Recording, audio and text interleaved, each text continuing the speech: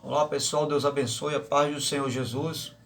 Estamos de volta e vamos dar continuidade à nossa aula, curso básico de teologia pelo IBADEP.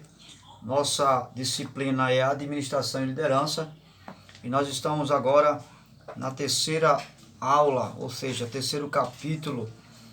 Nós temos hoje como disciplina administração e liderança. Nós já falamos sobre a eclésia, né, a igreja visível, igreja invisível. Nós falamos sobre vários aspectos que envolvem a igreja, a sua missão, a sua organização. E nós estamos agora no terceiro capítulo falando sobre administração e liderança, né? Página 73. E aí nós já vimos sobre as igrejas, né? Nós já vimos aqui no capítulo 73 sobre a administração, né? Que é exatamente, podemos ligar a administração a qualquer outra instituição, não apenas a uma questão de administração eclesiástica, né? No sentido aqui, estamos tratando da igreja, de uma administração e liderança da igreja. Mas a expressão administração, ela vale para vários ângulos da vida, inclusive secular também. Ok? E até porque estamos tratando de uma agência, né? Uma agência. A igreja, ela é uma agência do reino de Deus. Ela é uma instituição, né? Ela tem uma estrutura pela qual se realiza atividades, se cuida de pessoas, ok? Então, a administração secular, ela está ligado à área financeira, à área pessoal, à organização do mesmo, certo? Agora, o que é administrar? Administrar prevê uma percepção de acontecimentos, conduzir, comandar, dar direção, coordenar. E é claro, para tudo isso é preciso que haja profissionalismo, é preciso que haja flexibilidade, é preciso que haja habilidade. Administrar não é fazer qualquer coisa, até porque é trabalhar com pessoas. Tem pessoas que administram bens, administram imóveis, mas administrar pessoas é uma outra situação, ok? Então, na página 78, nós já vimos aí sobre a administração dos bens da igreja, que é algo que deve ser feito com muita cautela, né? E nós sabemos que a igreja, ela é uma agência do reino de Deus sem fins lucrativos. Não existe nada que venha impelir a igreja a ter fins lucrativos. Mas, pastor, e a oferta dos dízimos? É para a manutenção da mesma. É para a manutenção da obra de Deus. Não existe nenhum propósito, nenhum objetivo da igreja de Jesus em relação aos seus recursos, de logradear recursos para si mesmo, mas para o bem e o favorecimento da obra de Deus. Em relação à administração dos bens da igreja, na página 79, nós vamos ver que a igreja, no que diz respeito a essa administração, não só de bens, mas a administração de tarefas, de trabalhos e planejamento da igreja, é necessário que haja uma secretaria.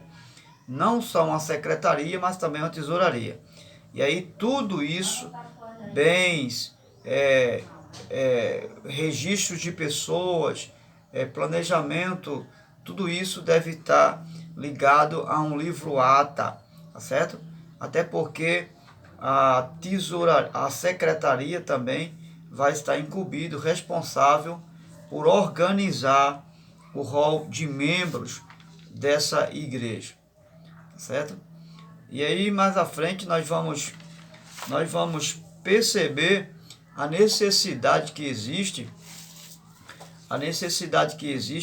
de ter uma secretaria em função de uma administração da própria igreja, né? Então, resumindo, nós estamos observando a necessidade que se tem de uma boa administração.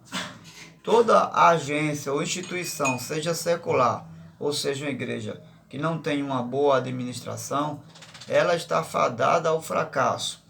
Ela está fadada a não ter um bom crescimento. Ok?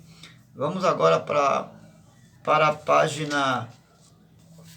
Vamos para a página 84. Nós vamos dar continuidade agora na página 84, que é exatamente onde nós vamos falar sobre as igrejas e o direito tributário, que é uma área muito importante a ser trabalhado aqui nessa disciplina. Então, as igrejas e o direito tributário, página 84. Temos aí o artigo 150, parágrafo 6º. O artigo 150 diz: sem prejuízo de outras garantias asseguradas ao contribuinte, é verdade à União, aos Estados e o Distrito Federal e aos municípios. Lá no finalzinho, no parágrafo 6, você vai ver: instituir impostos sobre, letra A, patrimônio, renda ou serviços uns dos outros. Letra B, templo de qualquer culto, Então, nós vamos observar a princípio aqui o quê? Que o poder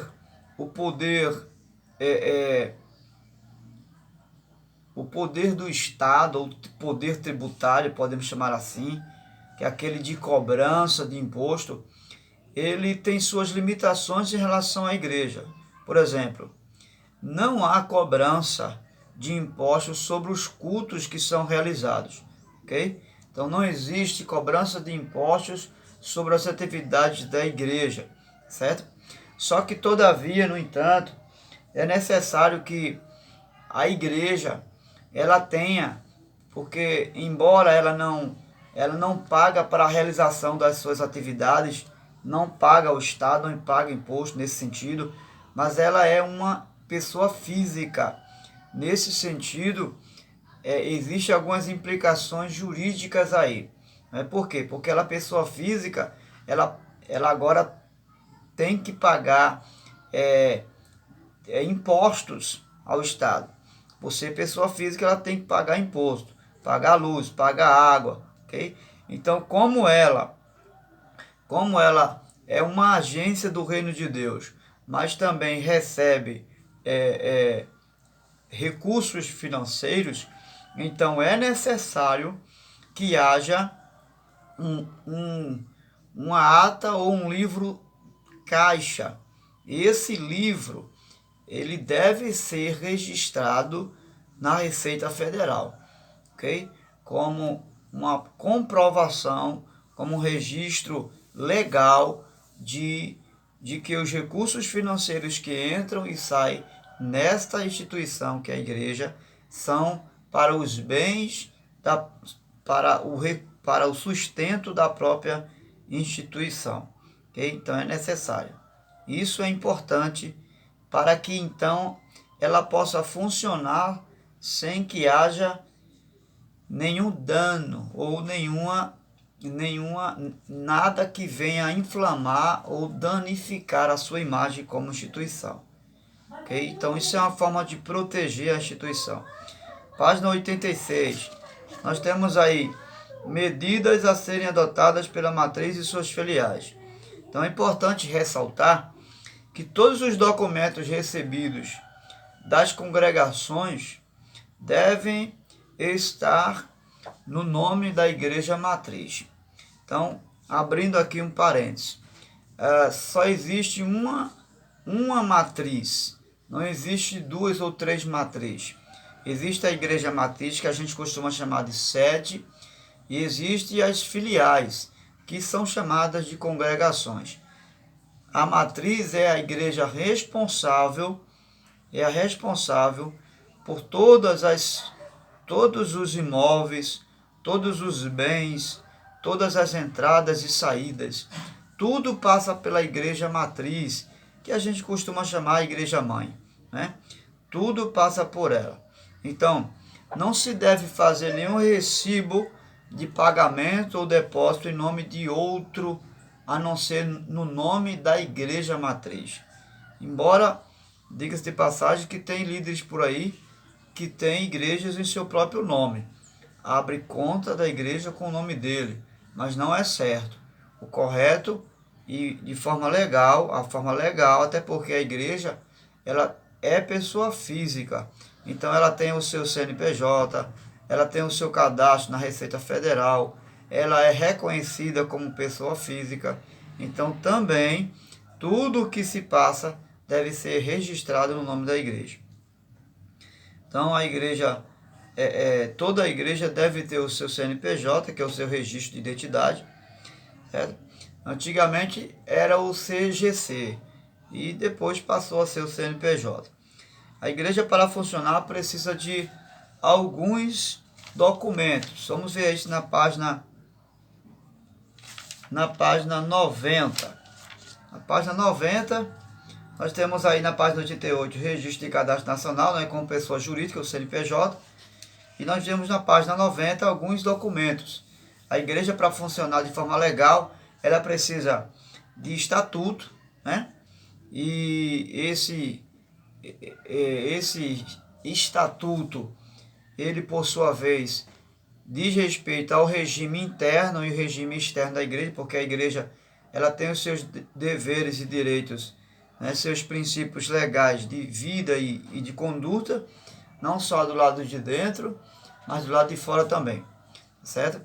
Então, um contrato de acessão de direito dos imóveis, a pessoa que vende o terreno para a igreja, mas não passa documento no nome da igreja. Então, isso aqui é um detalhe importante. Tem pessoas que vendem o terreno para a igreja, mas não passa o contrato para o nome da igreja. Isso é errado, totalmente errado.